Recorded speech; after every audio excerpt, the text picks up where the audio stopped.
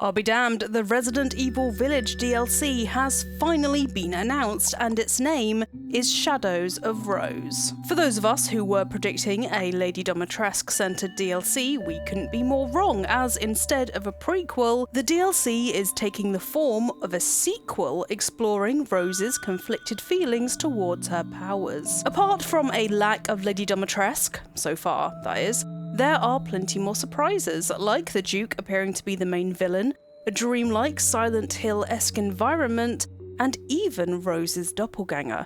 I'm Zoe Delahunty-Light, and I've scrubbed through the Shadows of Rose trailers frame by frame, no exaggeration, to bring you this Shadows of Rose trailer analysis, so let's get on with it. Just a quick note before we start, due to the length of the trailer, I'm gonna need to pad out this video with Resident Evil Village footage, so just bear with me.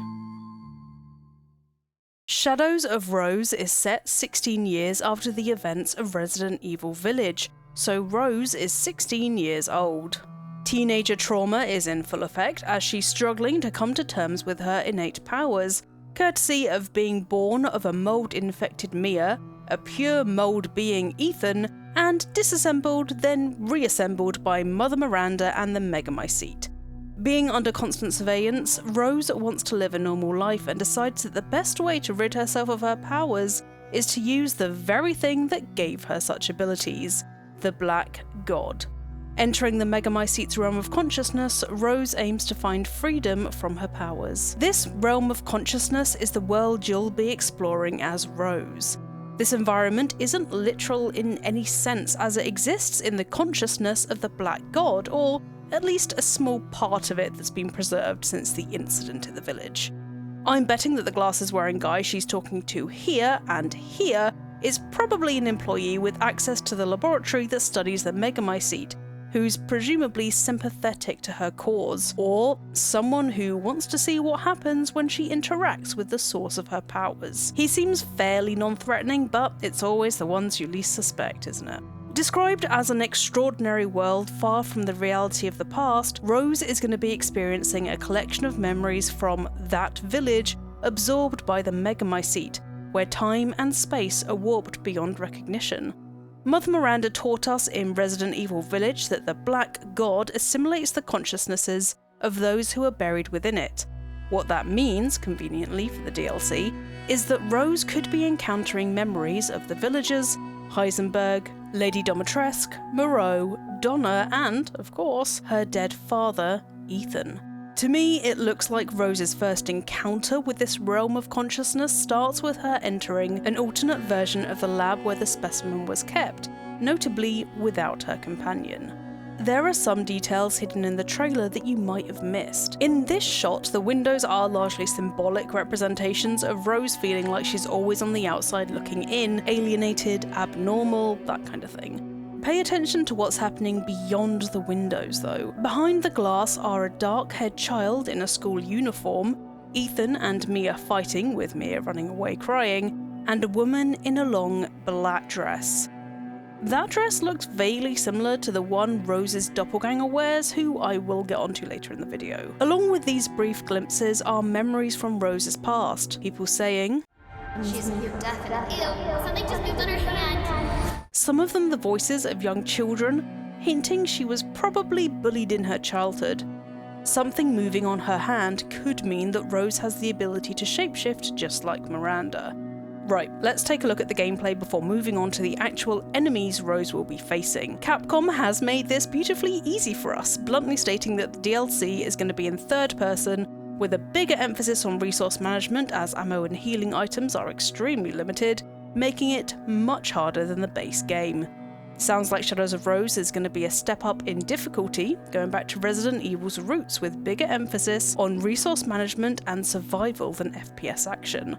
I'm getting Silent Hill, Alan Wake-esque vibes from the trailer and the gameplay I've seen so far, though I don't know about you. From the lab, Rose journeys through this warped world into Castle Dimitrescu, where it looks like most of the DLC will be set, along with perhaps the crypt where Miranda's labs are situated. Importantly, the environments in Shadows of Rose blend into each other in a dreamlike, or perhaps nightmarish is the better word, kind of way, giving the DLC a topsy-turvy Alice in Wonderland feel.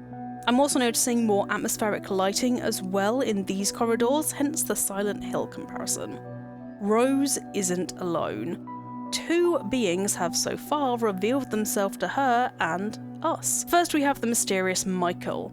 Appearing in the form of writing on the wall, he appears to be trying to keep Rose safe, telling her to leave. Now, while this seems benevolent, Michael could be someone who wants her powers for himself, or a part of Ethan who's just trying to protect his daughter. I've scoured the characters in Resident Evil Village and couldn't find anyone by the name of Michael, but that doesn't mean this is someone new. He might be a villager who died to Miranda's rampage and is trying to help where he can. The second being is somehow more enigmatic than Michael, even though it's a literal person and not just writing on the wall. Within the dungeons of Castle Domitresque, it looks like, Rose meets her doppelganger. Her clothes are different from Rose's though. She's in a long black dress that isn't anything like the gowns Domitresque's that daughters wear, which is what I originally assumed. It has a looser bodice, a shorter skirt, a high buttoned neck, and no hood. If you ask me, which I hope you am, it looks like something one of the old-fashioned sheltered villagers would wear, and is actually really similar to Louisa's dress. Shadows of Rose is the DLC's title too. Rose is probably going to be meeting shadows of herself, her past, her repressed side, even her potential selves perhaps. There are so many people who this doppelganger could be. Is it a personification of the Megamycete, or even Miranda's dead daughter Eva? Eerily, the doppelganger could be a projection of what Rose would have grown up to look like if she'd been reborn as Eva. Don't you think it's weird that Rose has blonde, almost white hair and light eyes, just like Mother Miranda, while her parents Ethan and Mia have dark blonde and black hair? It always struck me as kind of strange, and her having some qualities of Miranda would explain that. I've tried my best to read what it says on that canister Rose holds with the glowing Bioshock lightning jockey-esque veins, as it looks really similar, but crystallised, to the vessels the different parts of her body were held in as a baby. I got as far as new vase, maybe specimen, class 5 extreme, and I can't distinguish much else. Whatever is on the canister, it's not the same as the ones her body parts were in.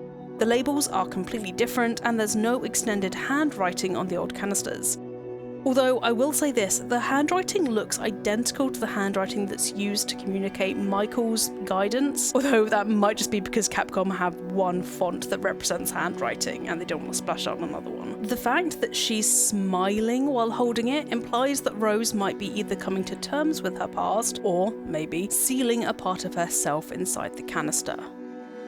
Onto the enemies Rose is gonna face. The Duke is the central villain, or one of them at least. He's sat in front of the doors that lead to Castle Domitresque's garden, restricting Rose's path. While he looks almost identical to his Resident Evil Village model, there is one big difference. The Duke is wearing a cracked masquerade mask with 2 pairs of eyes. This mask, to me, indicates that he's not being his true self and isn't the same entity as Ethan's beloved patron. I tried to think of something in Resident Evil Village that had 4 eyes, but not even Miranda in her boss form had 4 eyes, so as far as I can tell, this is a new symbolism thing with the 2 pairs of eyes. Old concepts for Resident Evil Village had the Duke being the 5th Lord before he was turned into the Merchant. Right at the end of the game, it's revealed that even the Duke doesn't know quite what he is. So this Duke could be the other side of him our friendly Merchant doesn't want to acknowledge. Wherever you turn in Resident Evil Village, the Duke is there to sell you his wares. His omnipresent nature looks to be continued in the realm of consciousness, possibly even supporting the theory that the Duke is part of the Black God and is made out of mold himself, hence his ability to be everywhere despite no evidence of him physically travelling between his shops. You can watch my lore video on the Duke if you want to know more about this theory. The goop, for lack of a better word, emanating from the ground is the same stuff as the stuff that's surrounding Rose's doppelganger. From it, new white half-formed moulded emerge, with their white skin emblematic of the calcified corpses of enemies in Resident Evil 8, and also kind of like the white moulded in Resident Evil 7.